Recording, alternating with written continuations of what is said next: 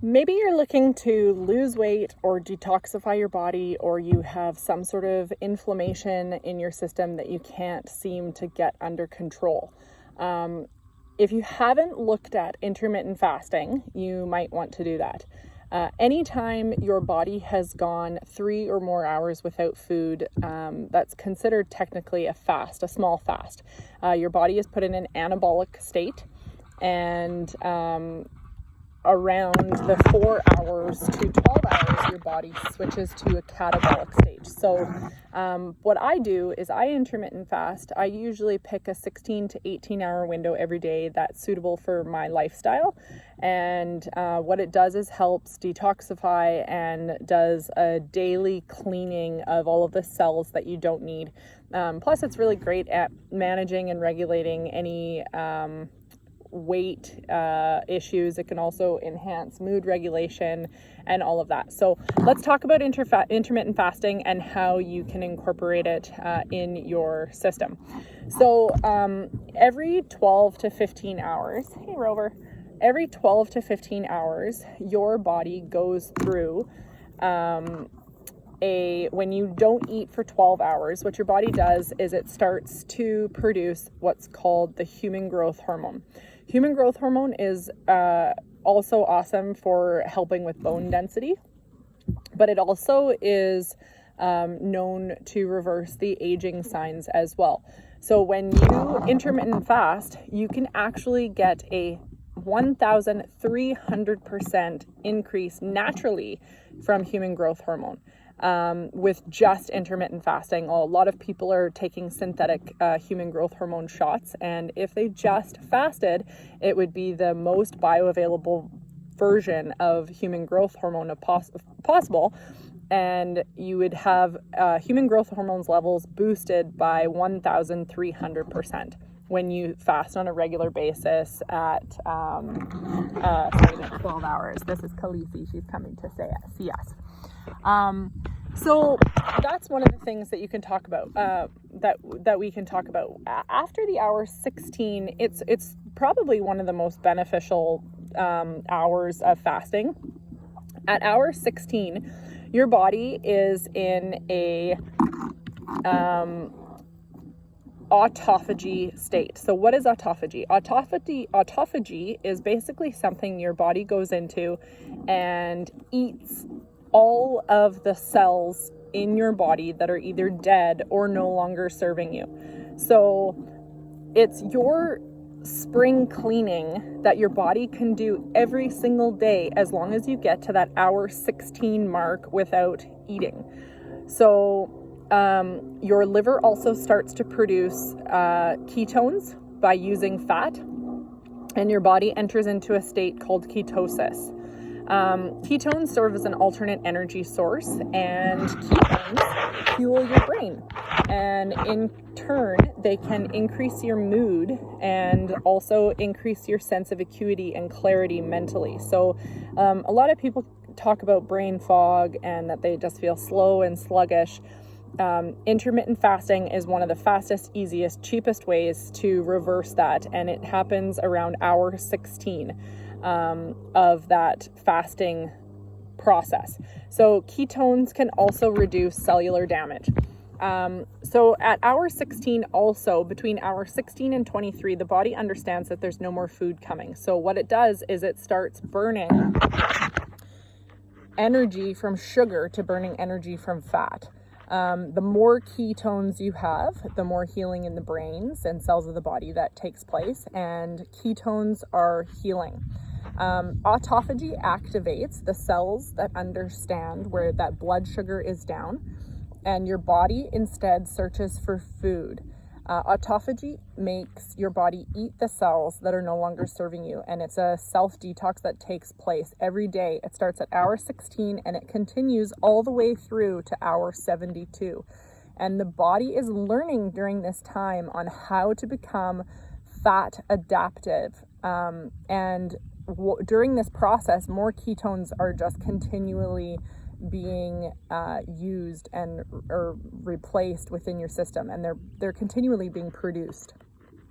So what else it also, what else autophagy does is it reduces the fatty livers deposits that have taken place. Some people have fatty liver from diet or alcohol or whatever else, other lifestyle things, but autophagy also helps eat those fatty liver deposits. It reduces inflammation, and our livers go through a process known as lipolysis, which is the breaking down or burning of fat. And fasting can help improve this function through autophagy. And again, that happens anything between 16 hours and 23 hours.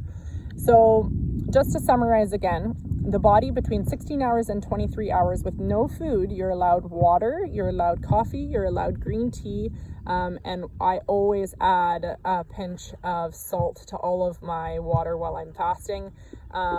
It just really helps mineralize your body.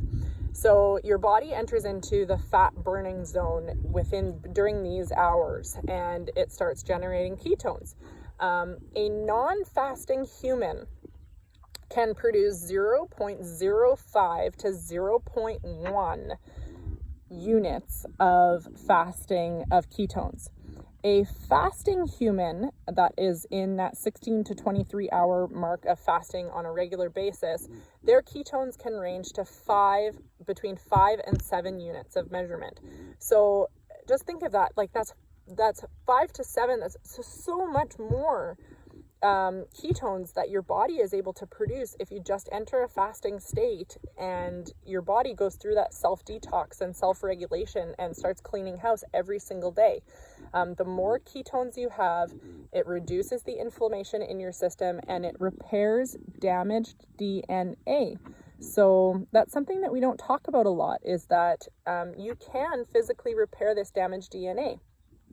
So at hour 24 of fasting, this is where the real miracle begins of fasting. 3 major organs in your system start to repair at hour 24 of fasting.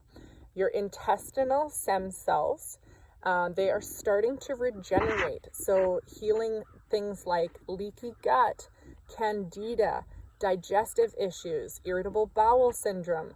These things can virtually be healed if we just enter that 24-hour plus fasting window on a regular basis to give the body time to heal those things.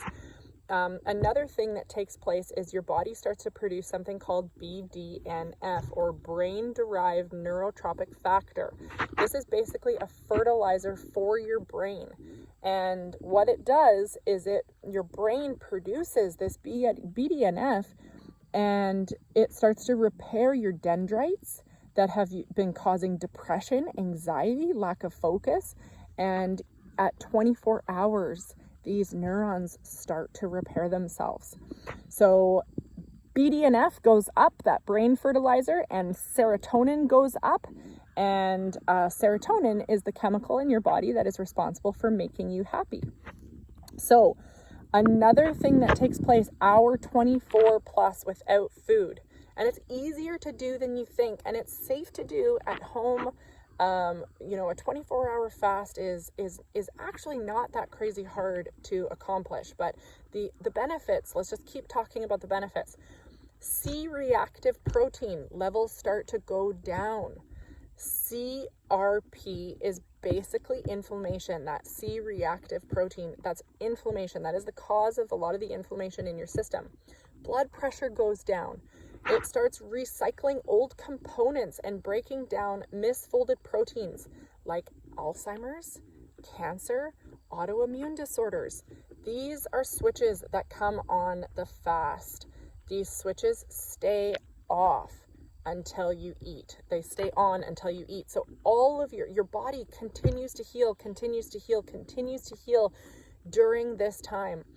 As a cancer survivor, I used intermittent fasting every day to get me through what I needed to, and I still use intermittent fasting.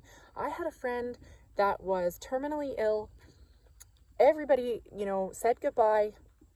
He went to his hospice, and they just gave him fluid, and that was it. They didn't give him anything else, and he went into this prolonged fasting state, and he fasted it was something like almost a month. And at the end of that month, they did, he started to feel his energy come back. He started to regain his motor skills and movement. And it was actually what saved his life. So it's really remarkable what your body is able to do. And he went through all of like the conventional treatment and all of that stuff as well. Okay, guys, hour 36 to 48.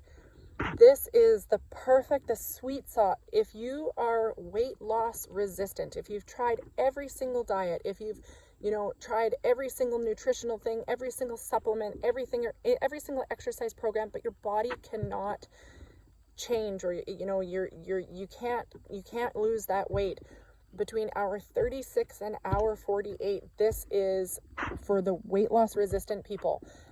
Your body can't find any more sugar or glucose, and the body is forced to search for the stored sugar that's dumped into fat cells years ago. So our body is an amazing thing. It's saving all of these sugar, this stored sugar into cells, into these fat cells. And now your body is going to start eating those, and ketones continue to soar. And also during this time, you produce something called GABA. GABA goes up, and the calm feeling that you can feel increases. So sometimes, and this is a great time. Some people ask me, okay, I felt awful around hour 36, 48. I was so tired. Yes, you are so tired. Put yourself to bed. Allow yourself that break. Sleep. Allow yourself that recovery time to heal, and allow your body to kind of give yourself that healing process. What is GABA? We talked about GABA. GABA is a brain chemical that blocks certain communication between nerve cells in the brain. And researchers have linked gamma, which make you calm or boost your mood. Low levels of GABA may be linked to anxiety or mood disorders, epilepsy, or chronic pain. So that GABA really boosts, that circulation of GABA really comes out and is produced between hour 36 to 48. So it's normal to feel really tired during this time. Put yourself to bed, sleep, read, just rest. Don't take care of the kids during that time. Have a plan in place where you can just kind of chill out during that time to get you through the fast. Let's talk a little bit more about BDNF. We mentioned it, but what happens with BDNF during 36 to 48 hours? So BDNF is very high, and BDNF again is that brain-derived neurotrophic factor. It's this period where it is continued to being released. Neurons are regenerating, brain fog is clearing, memory enhancement takes place, and cognition increases. My husband and I have done several fasts and several prolonged fasts, and it's unbelievable. Your reflexes are crazy, and the ability to recall information is frightening. So during 36 to 48 hours, this BDNF just continues to soar. These rates rise. Just like when you sprain your ankle, your body needs rest, and this self-detox and this cleaning and everything like that, it's important to give yourself that rest. I can't stress that enough. So with this BDNF, this gene provides instructions for making a protein found in the brain and the spinal cord. So that is what BDNF is. That's what the brain-derived neurotropic factor. And this protein from the brain-derived neurotropic factor, it promotes the survival of nerve cells in the brain. And BDNF, that's Samson scratching himself on the itching post. BDNF protein is active at the connections between the nerve cells where messages or synapses are received. So BDNF helps increase those connections between the nerve cells and boost these messages where these messages are received, so that your body is communicating faster across its system in what it means. These synapses can change in time in response to an experience or a characteristic, and this is called synaptic plasticity. So the BDNF protein helps regulate synaptic plasticity, which is important for learning and memory.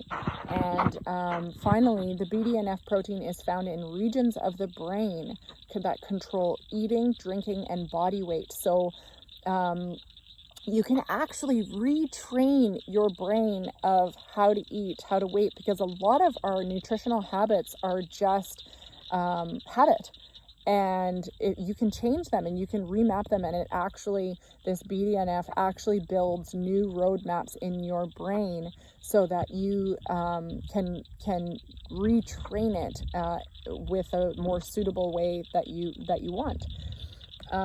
So hour 72 plus. Now, if you've made it to hour 72 before in your fasting journey, congratulations. This is not an easy thing to get to, especially if you have kids.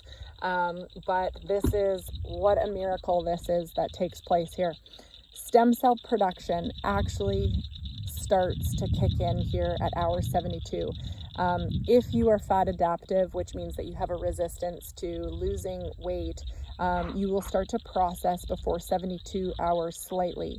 Your old white blood cells that are no longer of use to you are going to be recycled out and regenerated after a 72-hour fast. Your immune system restarts. So all of that damage that we've done with eating sugar, drinking, smoking, staying up late, all of these things kind of suppress our immune system. This is like a brand new start for your immune system to start fresh. Stem cells are also repairing muscle skeletal systems during this time. Ketones are being formed in a beautiful, miraculous way, really, and they are increasing this steady release of neurotransmitters. Day 4 and 5 is the maximum repair, maximum stem cell enhancement.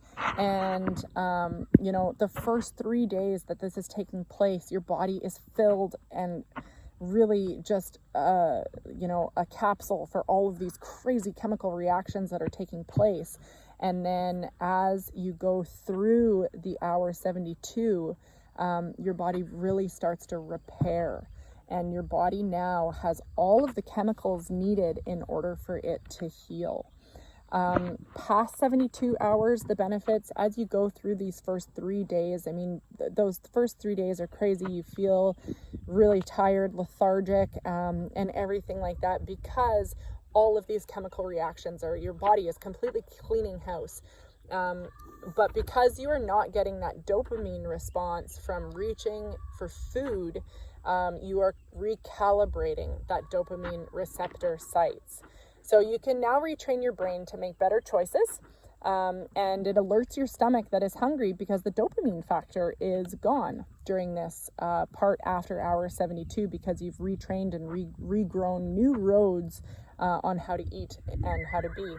On the second or third day, when you're forcing your body to find stored sugar, your body initiates glucogenesis, which is a burst of antioxidant metabolites cleansing all systems. So this gluconeogenesis is a brand new cleansing. It's a burst of antioxidant metabolites that are basically cleansing all systems in the body. Every single system in your body is being basically renewed. And it is a huge major component of anti-aging. So these are some of the best ways that you can these are the benefits of fasting. People ask me all the time, how do you fast? So it's any time, any period of time that you go without food. 4-hour fast is still a fast. Your body goes from anabolic in a 3-hour feeding window to a catabolic state. Some of the things about intermittent fasting, your body is never autophagy, just because it's cleaning house and cleaning all the inflammation in your system. It is not eating your muscle. That is not what intermittent fasting does. It's not a breakdown of muscle. So what I do when I fast is I still get up in the morning and I do my coconut oil pull first thing to help with, teeth whitening and my oral health. Then I drink my Soleil. and I'll make sure that I have my mineral salt in it. If you don't know what Sole is, just have a look at that video that I do on Sole. It talks about all of the amazing benefits of Sole. It's super inexpensive. You can make it at home and do it every day, use it every day. It's a really cost-effective way to remineralize your body. And then I do my coconut oil, I have my Sole water, and I drink that Sole water throughout the whole day. When I'm fasting, I usually give my body a break from any caffeine. I do allow myself sometimes a small cup of coffee. I always blend it with coconut oil. I never put, cream in it or anything like that, but I do blend it with coconut oil. And I will allow myself that if I'm not doing an extended fast.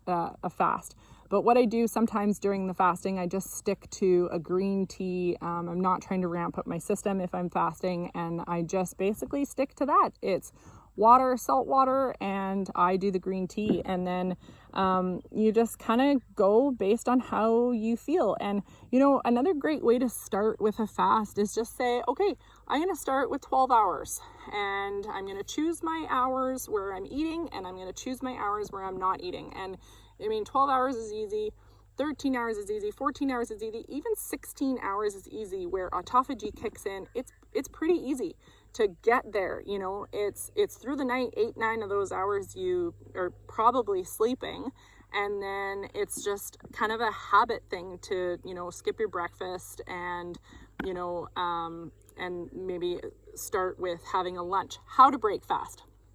This is a really key thing, how to break fast.